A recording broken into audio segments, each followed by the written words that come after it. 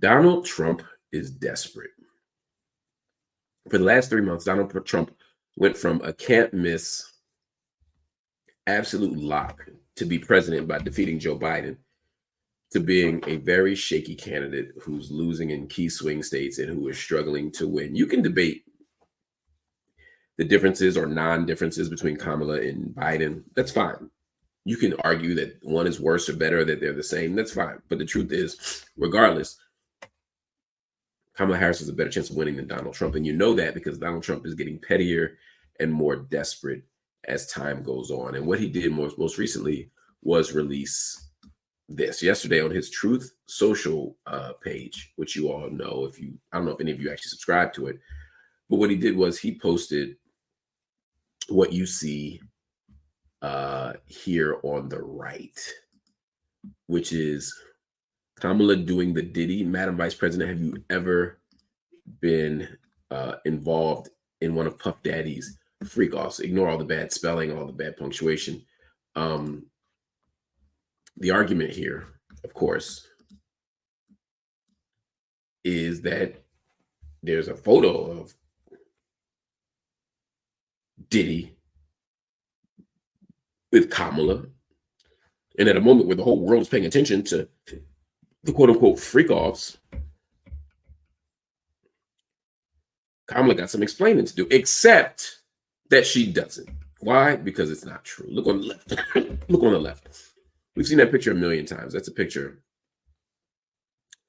of Kamala Harris and Montel Jordan from a gajillion years ago. And I believe that's Montel's daughter on his right arm.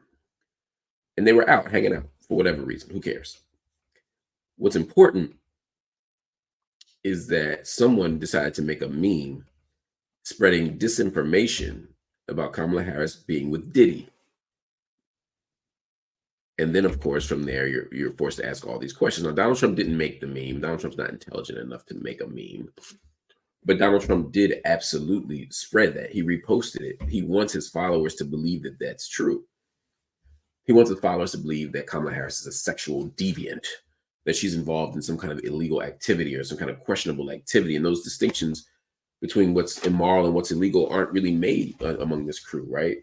They see queer stuff happening. They see sexual freedom happening. And then they also see all these awful things that are happening allegedly at Diddy's house, the sexual violence, the human trafficking, all the things that have made Diddy a monster for 3 decades. And they're mixing it all together and they're throwing it at Kamala Harris. And what's sad is there's an idiot out there for whom this will work. There is a person who will say, well, you know, she was caught with Diddy. And look, disinformation campaigns happen all the time. Misinformation campaigns happen all the time. We just got to fight and clean it up, no matter who you are. But the fact that a sitting or a former sitting president would spread something like this on social media, either intentionally or through his team, who would be doing it intentionally, is shameful. It also speaks to the very particular ways that women are assaulted, critiqued, marginalized, smeared in this political space. I mean, Donald Trump, no one doubts Donald Trump been to a Diddy freak off or Diddy party. Let's not call him everything. Everything ain't a freak off. Some stuff is just a party. But no one doubts that he's been there. No one doubts that Donald Trump is on tapes himself saying all the awful things he does. And we've seen Diddy on tape doing awful things.